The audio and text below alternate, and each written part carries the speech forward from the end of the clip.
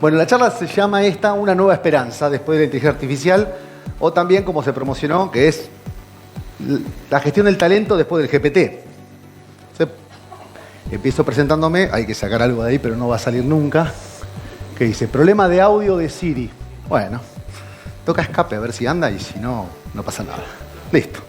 Bueno, mi nombre es Gustavo Araña, como dijo recién. Hay gente que está a lo mejor toda la vida buscando cuál es su pasión en la vida. Y yo soy de esas personas afortunadísimas que cada día agradezco de que a los 10 años sabía cuáles eran mis dos pasiones. Yo quería ser programador y mago ilusionista. Y soy las dos cosas. Últimamente más mago que programador. Así que quiero contarles un poco acerca de la inteligencia artificial desde esa perspectiva. Lo que tengo acá es el controlador de diapositivas, no estoy chateando.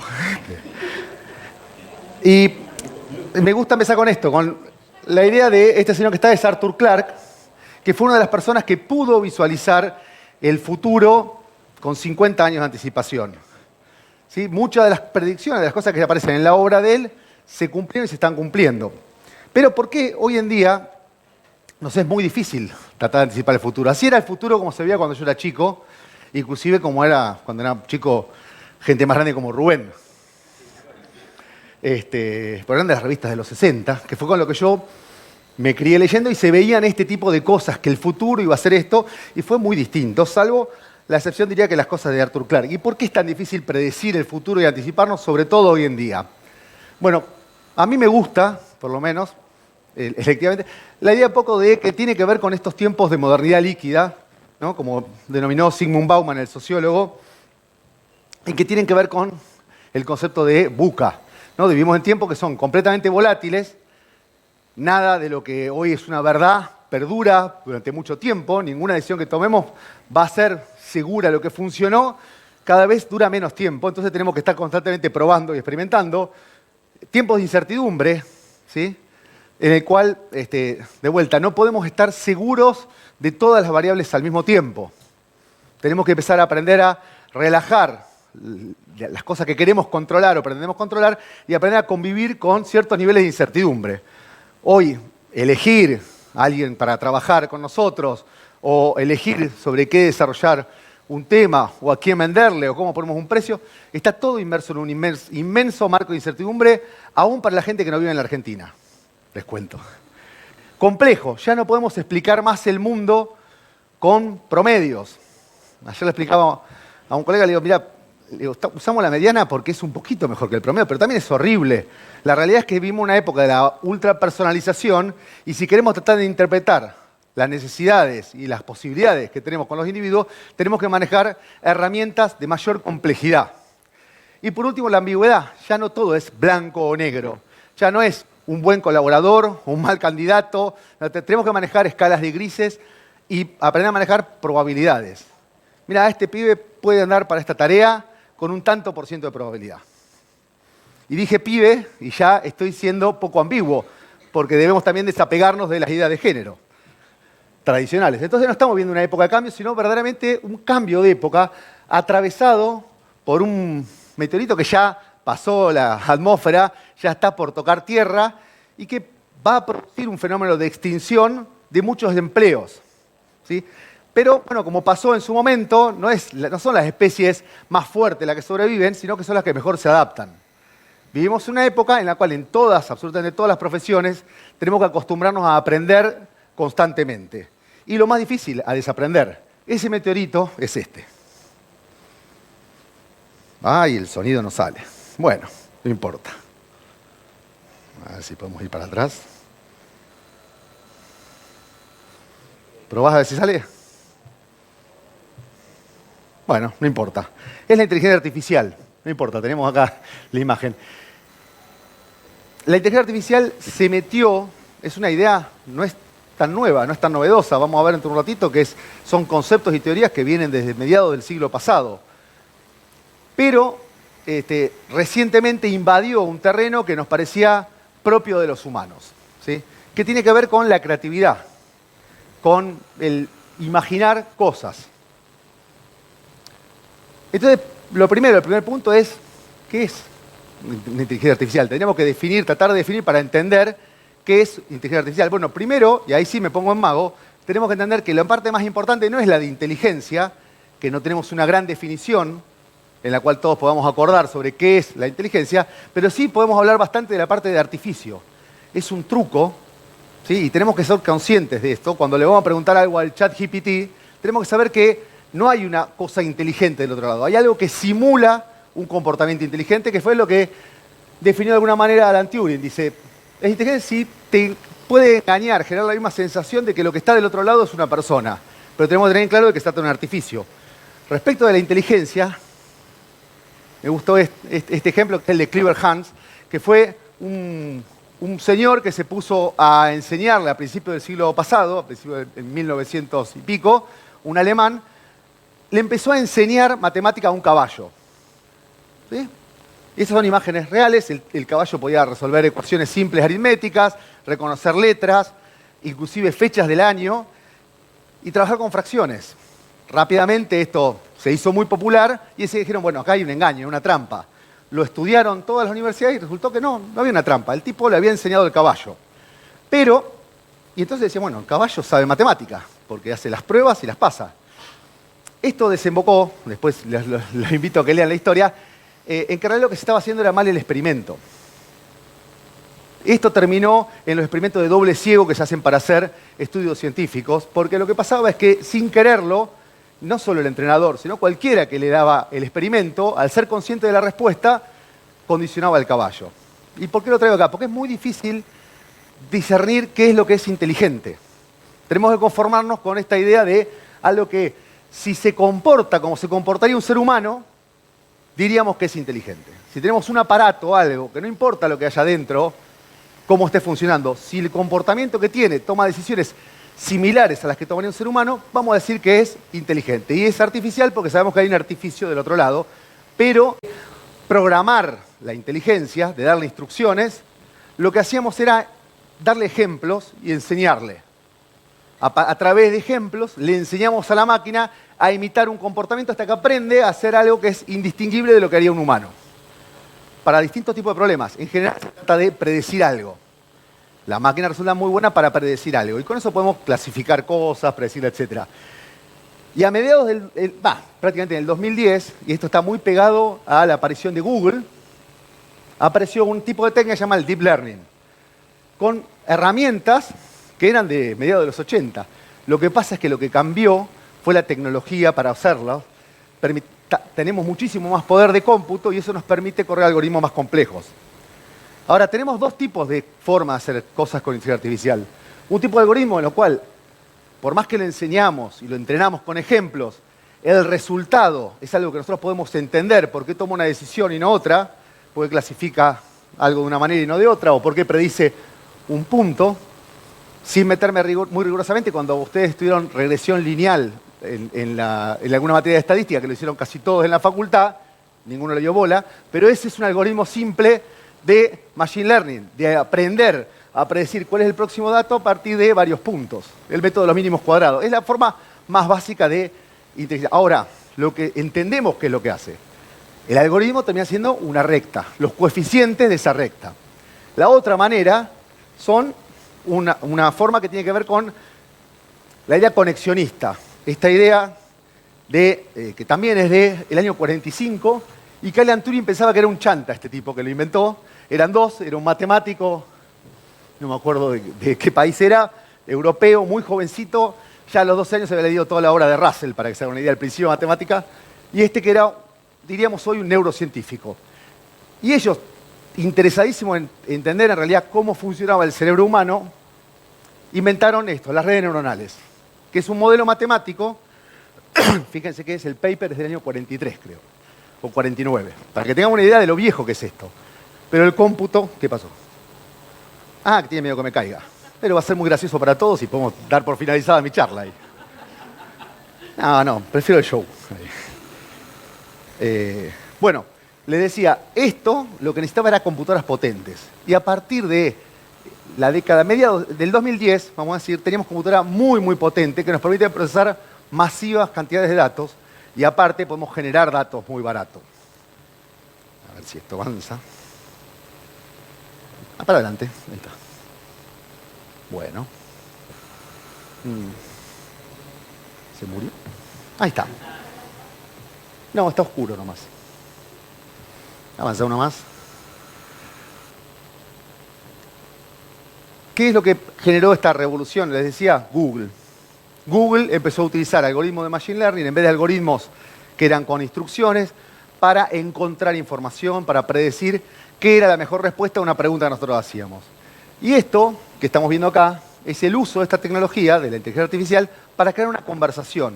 Este es ELIZA, era un programa que es de los años 76, para que sea una idea, que simulaba un psicólogo.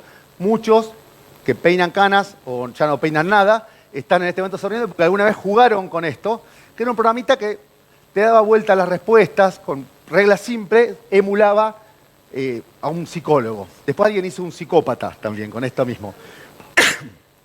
Avanza uno. Y esto terminó en esto que vamos a ver, bueno, no se va a escuchar, que son los asistentes de voz.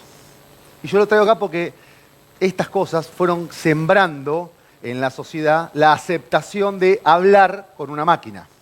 Eso que empezó como un chat sonso, terminó en que Siri, ¿dónde puedo conseguir leche más barata? O Alexa, pedime un taxi. Avanza uno. Avanza uno más. Ahí está. Y hasta que llegamos a un paper que apareció en el año 2018, para que tengamos idea de lo nuevo que es todo esto. 2018, un paper de gente de Google que se llama La atención es lo único que necesitamos. Y dio inicio a una serie de modelos, que se llaman los modelos masivos de lenguaje, que son lo que se llaman GPT. Apareció GPT-1, GPT-2, GPT-3 hace menos de 2 años. Y en octubre del año pasado, entre octubre y diciembre, alguien se le ocurrió, che, ¿por qué no conectamos este GPT? Que lo que hace es como el autocompletar. Yo le doy un pedazo de texto y me dice cuáles son las palabras que vienen después. Eso es lo que hacía GPT, simplemente. Con varias cositas que lo hacían interesantes, pero eso es lo que hace GPT. Dice, che, ¿por qué no ponemos esto de que si yo le paso todo el texto que se conversó, me dice la respuesta como si fuera un diálogo? Y cambiaron simplemente la forma de interactuar con la inteligencia artificial y apareció ChatGPT. ChatGPT fue la tecnología de todas las que se desarrollaron en la humanidad que más rápidamente alcanzó el primer millón de usuarios en solo 5 días. Y alcanzó los 100 millones de usuarios en los primeros 3 meses. Conclusión, desde diciembre del año pasado, todos los diarios, todos los días, están hablándonos de ChatGPT. Y de vuelta, así como pasó con Siri o con Alexa, que se transformaron en genéricos, el GPT se transformó de alguna manera en nuestra idea de lo que es la inteligencia artificial general o aplicada. Estoy desangrando. ¿Me siguen hasta ahora? Igual no pueden hacer preguntas, pero pueden decir, no, no te seguimos y yo bajo. Las preguntas después las hacemos. Bueno, ¿qué es ChatGPT? Es un modelo masivo entrenado leyendo prácticamente todo el contenido que generó la humanidad. Primero lo hicieron en inglés y lo que fue muy sorprendente con uno de los modelos fue que, a pesar de que estaba entrenado en inglés, en un momento se les ocurrió hacer una pregunta en polaco. En persa. Y la fucking máquina contestó en persa. Y nunca había... Ya eso asusta ya un poco. ¿Qué tenía de distinto? Bueno, manejaba un contexto. En vez de predecir en base a en cada instrucción que teníamos, manejaba todo el contexto de la conversación. No todo, pero manejaba casi 4.000 palabras, tengamos esa idea. Hoy en día ya están alrededor de las 32.000 palabras, lo cual alcanza para manejar, si ustedes lo piensan, como contexto de una pregunta que hacer, un libro de 700 páginas. Entonces, imagínense ustedes dándole a un alumno o a alguien una pregunta en la cual no importa todo lo que sepa, la pregunta ocupa 700 hojas de texto. Esa es la capacidad que tiene hoy ya la tecnología. Como estaba en un slide atrás, la idea está del conexionismo, más o menos tiene que ver con la cantidad de conexión que se pueden hacer las neuronas en el cerebro humano. Hoy estamos apenas a 2 órdenes de magnitud de que una red neuronal de estas gigantescas, o sea, a 3 de orden de magnitud, 1000 veces de distancia de que alcance la del cerebro. Y les cuento que, ahora lo vamos a ver en otro slide, los órdenes de magnitud vienen creciendo año a año. Avanza uno. Uno más. Esto es como empezaron desde julio del 2018, cuando se dije que apareció el primer paper, cómo fueron apareciendo distintos modelos de lenguaje y cómo crecían. Esto llega hasta el 2020. Avanza una más. Cuando apareció GPT-3, el modelo de lenguaje está... No, bueno, te pasaste, no importa. Con un trillón de parámetros. Si uno piensa, ¿se acuerdan de la regresión lineal que eran 2 parámetros, ¿no? La ordenada del origen y la pendiente de la curva, o los que ustedes quieran, ¿sí? 2 parámetros. Esto tiene 1 trillón de parámetros. Con lo cual, por más que alguien nos dijera, bueno, este parámetro quiere decir si la palabra tiene acento, lo que sea, no lo podemos manejar como seres humanos. Es imposible saber qué es lo que pasa dentro de la fucking máquina. Y esta escala está tocada para que se vea, porque en realidad es mucho más grande 1 trillón con respecto al anterior. Avanza. Bueno, les dije que este modelo estaba entrenado con todo lo que se produjo en castellano, en inglés, y ya después se empezó a entrenar con otro tipo de lenguajes. Con lenguajes visuales, con lenguajes de video, con lenguajes de arquitectura, con lenguaje de música. Cualquier cosa que el ser humano pueda producir como un lenguaje que tiene sus gramáticas, sus semánticas, ha sido entrenado esto y va a seguir siendo entrenado. Avanti. Esta gráfica nos muestra cómo va creciendo en un orden de magnitud cada año. Es decir, el tamaño de los modelos se ha transformado en la nueva ley de Moore. ¿Sí? Así como la ley de Moore es la que dice que la computadora, el procesador, cada 2 años se duplica en capacidad. Esto crece, se corre la coma, un 0.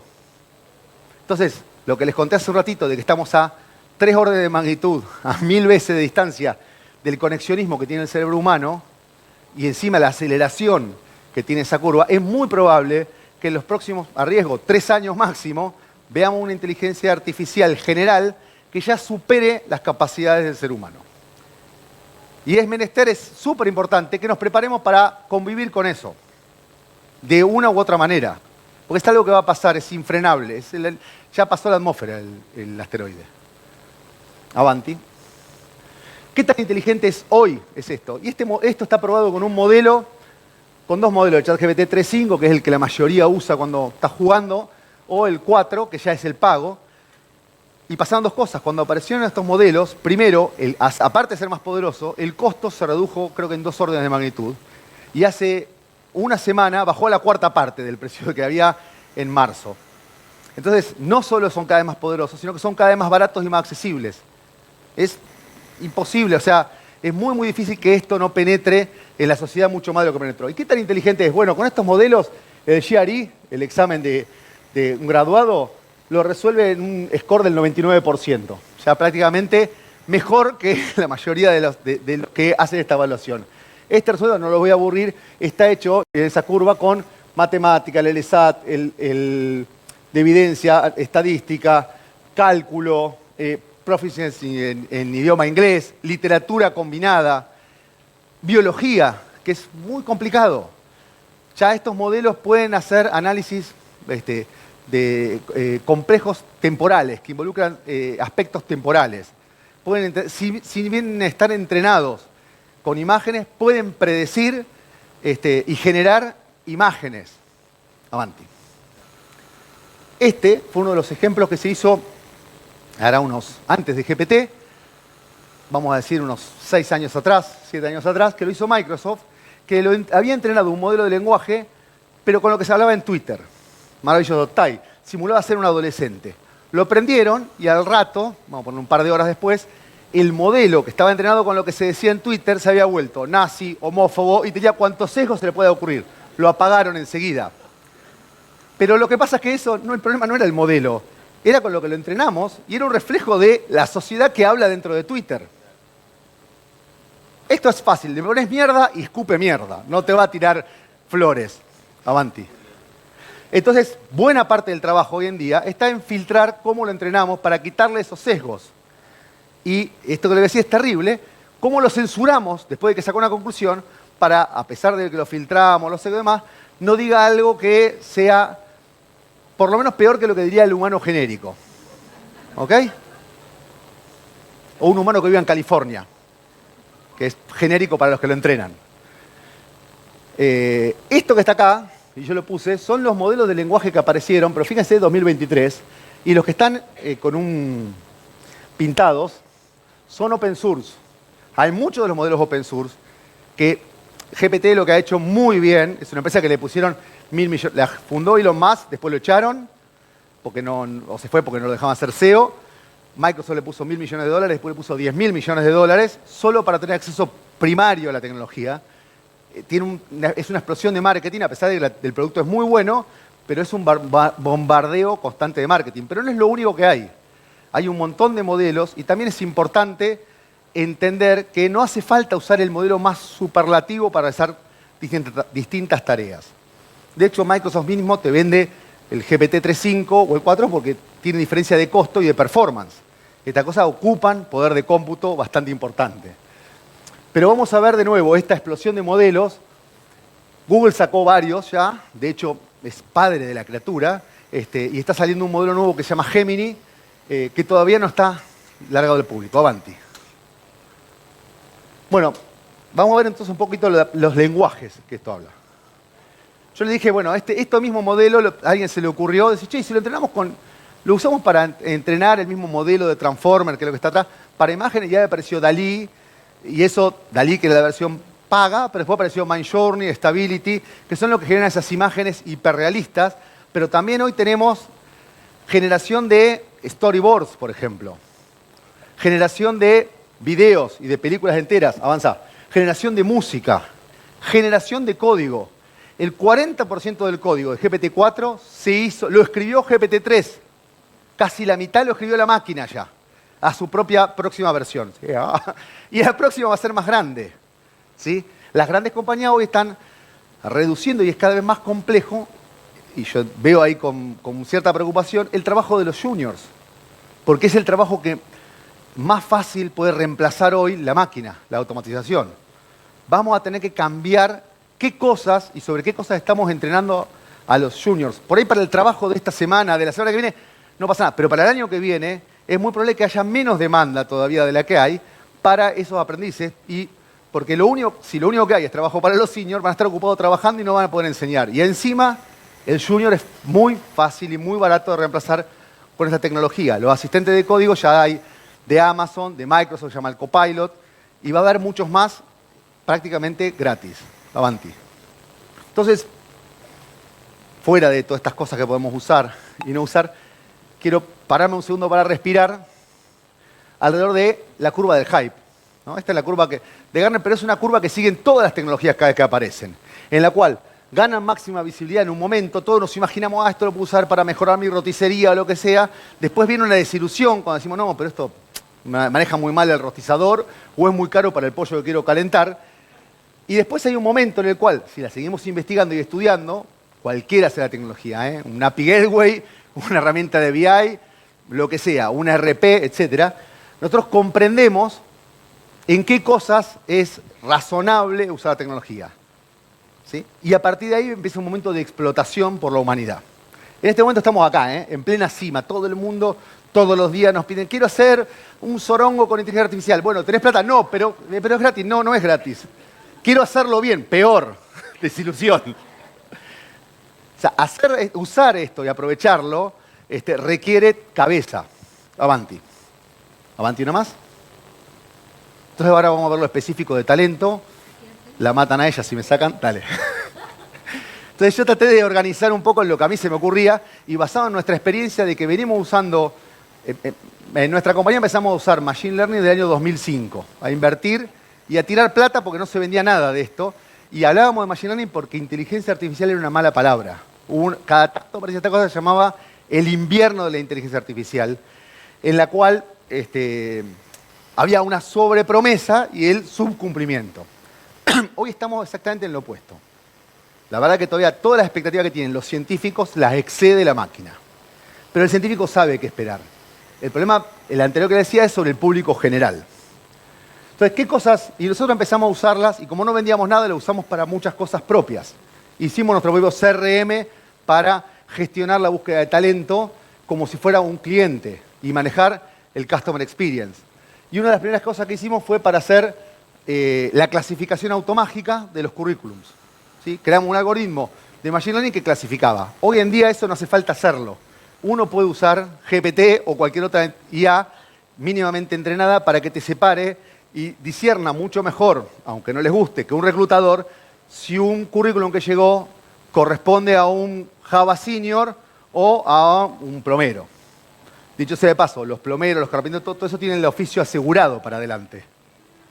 La clasificación. ¿No les gusta? Bueno, Siempre hay rechazo a la innovación. Le pasó también a todos los aguateros y a los kiosqueros cuando dijeron, no, esto del diario por internet no va a andar. Pero esa tarea de la clasificación ya existe. Extraer los datos, tuvimos el mismo rechazo dentro de la empresa cuando lo lanzamos y nos costó 3 años que lo aceptaran. La forma que lo empezaron a aceptar y usar fue cuando le simplificamos la vida a los reclutadores, haciendo que extrajera los datos del currículum y los cargara automáticamente en el CRM. Yo, ¡ay, maravilloso! Y había una etiqueta que decía, este es DBA, que la había puesto. ¿Qué otras cosas podemos hacer? Tengo una base de miles de currículum en PDF, le puedo hacer una query. Che, quiero aquellas personas que sepan, que tengan experiencia, voy a seguir con base de datos que es lo que sé un poquito, de Oracle con más de 5 años y que vivan en Córdoba. ¡Brum! De la tira. Pero no cargué ningún dato, a ver si nos entendemos. Lo hago sobre el texto. La máquina puede leer y procesar información de una manera bestial. O le tiro un documento enorme, por ejemplo, la normativa para hacer un proyecto en Guatemala, y decime el resumen. Dame el highlight de lo más importante. No reemplaza al abogado, pero le quita bastante laburo. Yo hace poco menos de un mes estuve en Seattle viendo de las manos de la gente de OpenAI y de Microsoft lo que estaban lanzando ahora, que son los copilotos. Y yo vi uno que tomaba el resumen del audio de una reunión, lo desgrababa, extraía un lead, lo cargaba en el CRM, después decía, escribe una propuesta para esta persona, hacemos un PPT, y después le decía, che, ¿me podés escribir esto, pero cambiarme la propuesta para la Common Law, que es un tipo de escritura de leyes diferente, y todo lo hacía el copiloto. Obviamente, estamos hablando de copilotos. Te acompañan para hacer tareas complejas. El humano es imprescindible. El problema es que tenemos que ser conscientes, como pasó en la aeronáutica, en la aviación, que muchas de las tareas, y que tiene una eficiencia ya sobrehumana la aviación, por más que son muy renombrados los accidentes, son muy pocos en cantidad de vuelos que hay, los buenos pilotos saben estar atentos, no se dejan llevar solo por el piloto automático. Y esto nos tiene que pasar, tenemos que hacernos carne nosotros porque la tentación de que lo haga solo la máquina una vez que te acostumbraste es altísima. Entonces, tenemos que aprender. Primero va a pasar esto, después va a haber la aceptación. Che, esta empresa está reclutando más rápido que yo usando esto. Bueno, después tenemos que empezar a colaborar. Lo que no tenemos que hacer es que la máquina tenga la decisión final. ¿Ok? Puse algunos ejemplos. Consulta, clasificarlo, escribir una propuesta laboral. Escribir una propuesta laboral pero que sea tailor-made para una persona. Hacer social listening. Escuchar qué se está diciendo de mi marca empleador en las redes sociales. Está muy atado a lo que dijo la presentadora anterior. Dale. Por ejemplo, para los beneficios. ¿Cómo armo un paquete de beneficios personalizado para una persona? Yo te paso el PPT, María Laura. ¿Cómo puedo automatizar el onboarding y la asistencia del usuario? Nosotros un montón de costos los fuimos bajando poniendo bots sobre Facebook Workplace y después sobre Discord para atender necesidades de los colaboradores. Necesidades repetitivas. Hay tareas que nos rompen las bolas hacer los humanos porque son repetitivas, pesadas. Bueno, todas esas son ideales para que le haga la máquina y muy fácil. ¿Cómo hacemos cosas para mejorar la experiencia del empleado de la empresa? ¿Cómo medimos clima y sentimiento? Nosotros en un momento, en nuestra empresa, la gente no quería saber nada con la huella ni con el control de horarios. Y se nos ocurrió poner, estamos hablando hace 5 o 6 años atrás, el control por reconocimiento facial. Y en un momento hicimos los viernes el concurso de los que han entrado las mejores sonrisas. Todo el mundo pasaba, daba cosas, entraba. Pero aparte después nos quedaba como el registro de... Uno puede, a partir de la cara, del rostro, hacer una predicción de cómo se sentía la persona cuando salía y saber quién la estaba pasando mal y quién la estaba pasando bien. Y teníamos una correlación en función de si iban antes o después de la hora del trabajo. Por ejemplo, una pavada, pero digo, todos esos análisis también los podemos hacer y los vamos a poder hacer de manera muy barata. Los asistentes de voz para resolver transacciones. Mejor todavía que el chat. Llamás a un número o apretás algo y hablas con alguien que va a tener un tono cálido. Hoy en día, lo que no se escuchó antes era la voz de Spinetta, hablando, pero estaba sintetizada. Con menos de 30 segundos hoy podemos copiar una voz. Y podemos hacer que el asistente de voz sea personalizado inclusive para el colaborador. ¿Sí? Avanti. Bueno, descubrir qué sabe una persona, qué necesita de capacitación, predecir si está por distintas variables, tratar de predecir el churn. Esto es algo que hay modelos y hay una competencia en Kaggle de hace casi 10 años de modelos para predecir en base a un montón de variables si un colaborador tiene más o menos chance de salir de la empresa. Los modelos de churn se usan desde hace mucho tiempo en las empresas de consumo masivo como las telco para saber si un cliente lo vas a perder o retener. Y esto es, si uno tiene la cabeza de que el colaborador es el cliente interno, bueno, puede usar los mismos modelos o parecidos, la misma estrategia, para intentar predecir si tengo que hacer y cuál es la siguiente mejor acción. Lo capacito, lo promuevo, le ofrezco menos horas de trabajo, whatever. O dejo que se vaya, la siguiente mejor acción. Todo lo que es generación de contenidos también podemos automatizarla y hoy podemos tener un bot que haga desde pedirle cómo quiero que sea hasta que genere todos los contenidos para distintos formatos, para las redes internas y externas, bajando mucho ese costo de gestión. Determinar patrones de ausentismo, etc. Avanti.